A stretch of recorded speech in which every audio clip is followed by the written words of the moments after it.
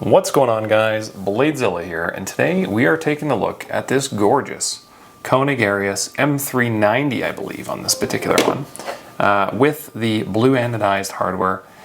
This is an all-time super legendary knife from Koenig. They've been around now for multiple years, and a lot of people think these are still the king of mid-tech in the US. So super cool knife. I did a video, geez, probably 2-3 years ago, something like that, probably a couple of years ago or more, on just my first ever impression of a Koenig Arius. And since then we've had a number of knives come through, mini Arius, Arius flipper, non-flipper, textured, quarter pattern, all kinds of stuff. And I figured what better way to kick off a little bit of a Koenig drop this week than to take the true classic, the icon, the smooth, large Arius, or just Arius, but some are calling it the large Arius, and doing a quick discussion on such a gorgeous and timeless mid-tech piece from Koenig.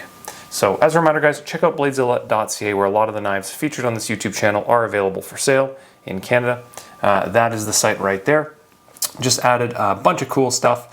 The MTSS from Knock Knives. Still have some CGG, Shiro, Chris Reeve collaboration. That is a super hot knife and flying under the radar. Only 30 pieces of those in North America. Keep that in mind. Some MechForce stuff. The new Quantum Ursus R1 NL line.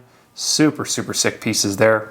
Discounted some Shiros as well, just in case you are interested. And then in terms of the actual Koenig pieces that are up on the site right now, there will be more coming. But as of right now, we've got a couple different pieces still floating around, still available. So there you go. There we go. Done videos on a number of Koenig knives, but you know what? I feel like the Arius is just their classic all-time piece that everybody loves, knows, and kind of affiliates the brand with. So let's get started. Overall length on this guy, we're coming in at 8, and I'd say about 8.5. You could probably argue 8 3/8 if you took off the back spacer, but keep that in mind. It should be a true 3.5 to the center of the choil of that blade, which is why everybody falls in love with it, I think. And handle length of 4 7/8 to the end of that back spacer, or if you want to take that off, you're probably 4 5/8, 3/4, somewhere in there. It's great. This particular one obviously has that flipper tab on it, whereas I believe I have some non-flipper green carbo tie or teal magnetic carbo ties up on the site, but the true classic is that flipper.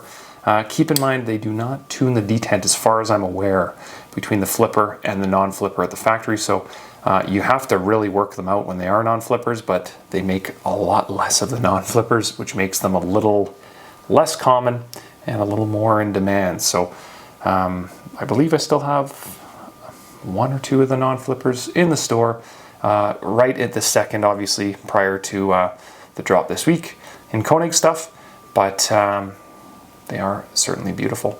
Now, in terms of what I have in the store right now on these particular ones, I've got this, a couple of these blue Ano, which I think blue and gold are always the winners. Blue, gold, and silver. Or I think they just call it, what do they call this? Standard silver hardware. Anyway, they always look good, but I am a sucker for blue and the gold, or the amber, or the burnish, whatever they're calling it. Not burnish, geez, what am I calling it there? I can't remember what they actually call the gold, but they match it all together and make it look real sharp. And Koenig really does this Ano super well. Now, a lot of them are 20 CV or M390, although I have heard that they are going to be doing some batches at MagnaCut, so not too sure when those are going to start. But for the purists, I've had some friends carry the actual Koenig Arius in a textured or quarter or whatever with 20 CV M390. Doesn't really matter what you pick. And they say, man, I feel like it has outlasted a lot of my MagnaCut knives, and I don't know why.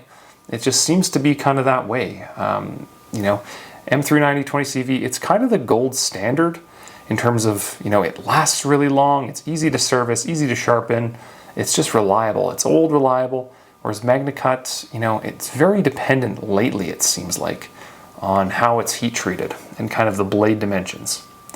So it's funny how that works. As we can see on the top here, we've kind of got a two-piece finish on the blade. They call it obviously that burnished look. And you have the Koenig in writing, which looks fantastic. You've got the kind of built-in flipper, I suppose, if you want to call it that. But you can kind of get in there with your finger and really reverse flick it if you wanted to, which is cool. Drop point, classic configuration. And I believe the inside of that is what the same finish is on that stone wash, so that's cool. And just a sharp looking blade. It's just so iconic, this design. It runs on bearings, silky smooth.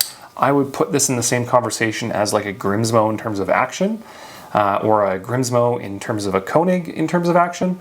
They're drop shut, right? That's the design. They're not meant to be controlled, they're just drop shut. You can obviously adjust that, I believe, with a pivot, but you know, they're on bearings. So silky smooth, reliable, no real issues with the Koenigs. They're just timeless. And as you can see, the anodization on the hardware and well as the main pivot continues along the back here, even on that lock bar for that over travel stop / lock bar insert, which can we see it hanging down in there? It should be in the corner here. I think we can see something in there. It's kind of hidden down inside. It's kind of funny how these work, right? Like you can see it from this angle, but not so much from that. About 25% lockup as well, which is gorgeous. And that lock bar is raised. I always show the Shirogorov Hattie. It's one of my favorite features of that F95 Quantum, etc. platform. But the lock bar is raised, so you can find it a lot easier with your finger. They've added some texturing to it as well, which is a nice touch because you can find it, grip it. You know, perhaps with work gloves you get a little more tactile feel to it, which is nice. And then on the inside we can see tons of skeletonization, tons of material taken out, which kind of sets this apart, you know, from a lot of the other mid-techs, as they've really gone through this with a fine-tooth comb. And I feel like we could have taken, you know, a really cool model, right? The Corda pattern is like the trendy texture right now, but I just feel like the Smooth is just so timeless and so classic. It wears in well. Yeah, it's going to show some scuffs here and there, but it's just so timeless. Don't you guys think? In terms of sizing, well, let's grab some comparisons, including, you know, I told you I'd be doing this, so there you go. The F95, we'll start with that. There's your F95 braces on bearings. So sick. And you can kind of see why I love these plain Jane configurations, as I talked about for apparently almost 40 minutes. I didn't realize that in the video of the F95 Special Edition braces model. You know, you go through my case, this is a lot of what I like. These plain Jane configurations with a little pop. In this case, the little pop being it's on washers. So it's so cool, timeless, trendy. I love it. Has a longer cutting edge on this knife than, say, the Koenig, but size-wise, very similar. Very similar, actually. And then what I had been using for the size comparison was my Hattie, and that's a carbon front scaled version of that F95, which is awesome. We'll do an Astrum as well.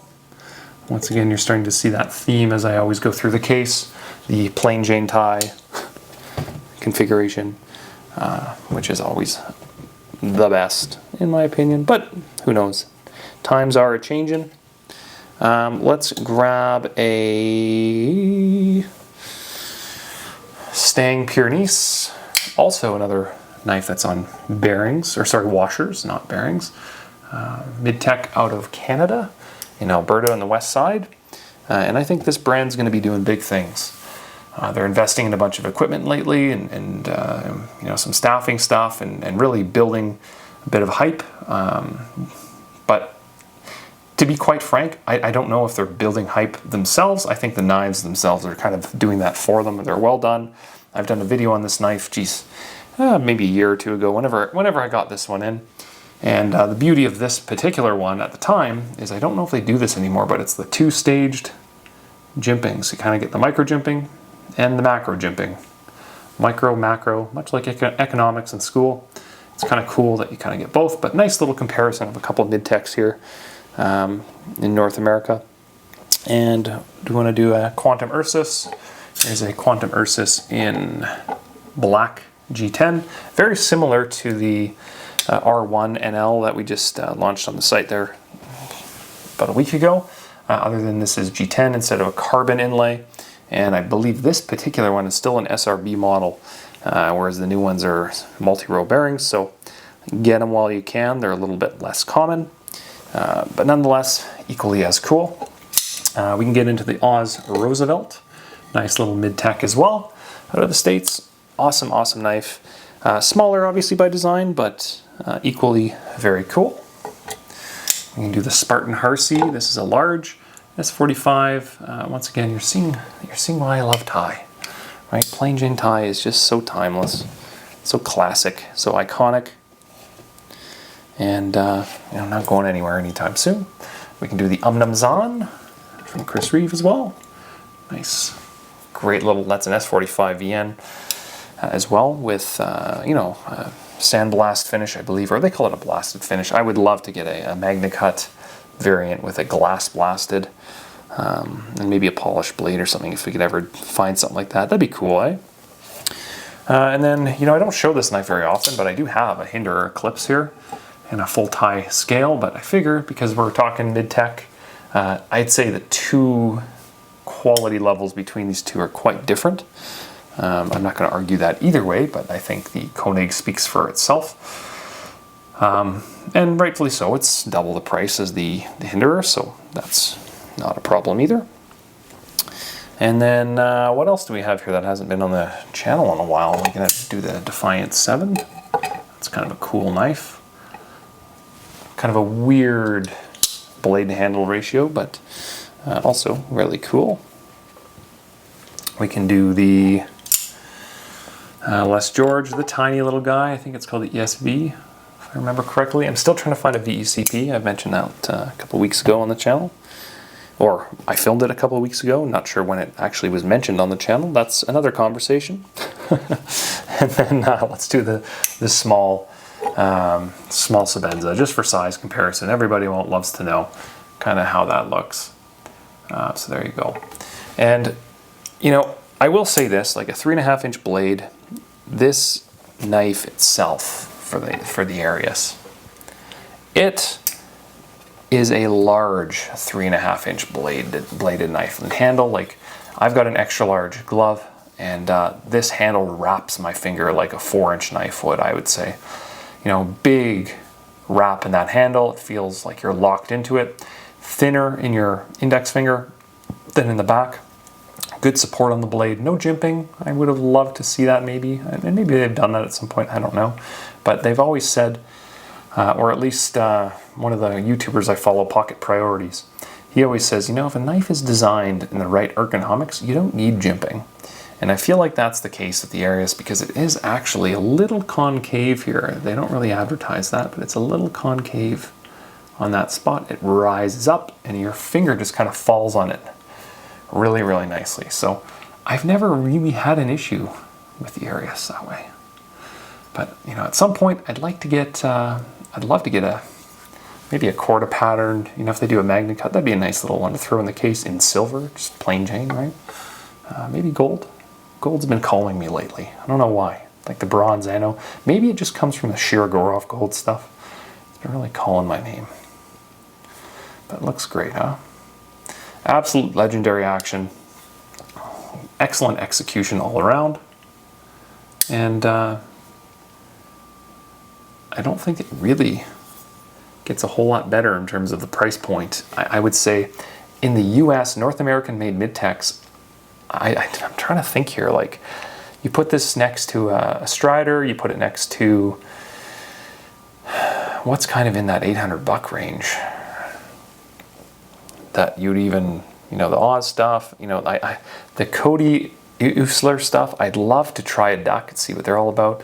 The Holt stuff is right in this conversation as well, although a little more dressed up in terms of manufacturing level. Holt, Koenig, Cody, and then there's that. There's a couple. It's a really competitive space, although right now, Koenig's really knocking it out of the park. When you talk a plain Jane price point, I don't know if you can beat it.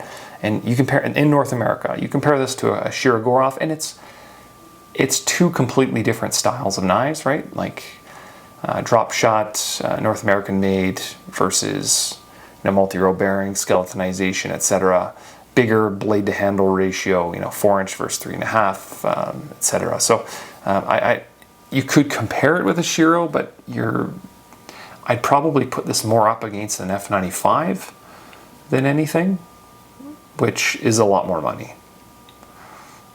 So that speaks volumes itself, I think. I also have a couple friends or a friend in IT as well, and he EDCs a Koenig, I think a Mini Arius on the daily, cuts tons of zip ties and all kinds of stuff, and absolutely loves that knife. I feel like sometimes the Mini Arius is the knife that maybe they should have done first and then done the bigger one, much like Rosie did, other than I feel like the Rosie XL is a beast of a knife, and maybe a little too much so, a little too big, just from what I've seen of it, but I've yet to see one in hand, so here I am. Geez, I should not be judging, but the Arius is a classic, an absolute classic. Oh, the other knife brand that I was going to put in this conversation is, I can just see the knife, that beautiful knife in my head right now, with the front flipper, the up here it's like a boxed blade. Why can I not think of this? I am filming this at 8:30 in the morning after getting about 4 hours of sleep from the little one, so that's probably a good reason. But yeah, I can't even remember. But made in the U.S. Former aerospace engineer that went into the business, and brown knives. There we go. My God, I would put them in the same category. Just the North American made stuff. I would love to have another FSD or probably a mini FSD in the case. Those were such sick knives, and just calling my name, but I had a couple of them and I let them go, and that'll be one I'm going to track down. I promise you guys.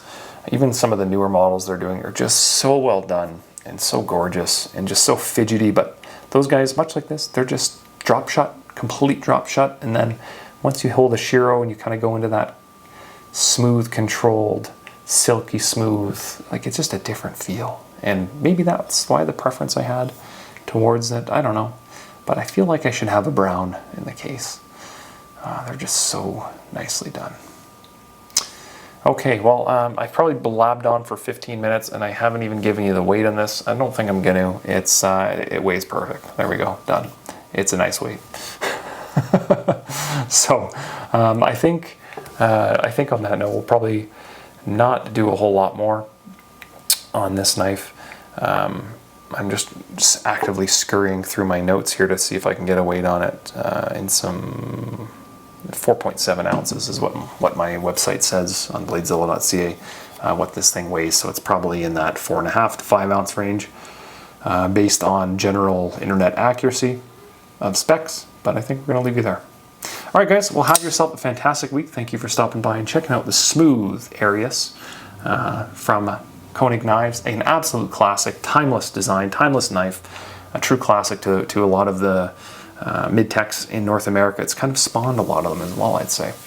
So appreciate you stopping by and checking us out. Check out bladezilla.ca for more. Facebook, TikTok, Instagram, Threads. I'm easy enough to find. Send me a note, check stuff out. Otherwise, hopefully, if all things go smooth, we should have a Koenig drop coming up as soon as possible here, and a restock on some of the cooler stuff. So otherwise, the true classics, the Smooth Arius, Smooth Mini Arius, they're timeless. And then check out those Mini Arius full dress, basically, variants that are still in the store. I think I've got a couple of them. So yeah, appreciate it, guys. Have a great week, and until next time, peace.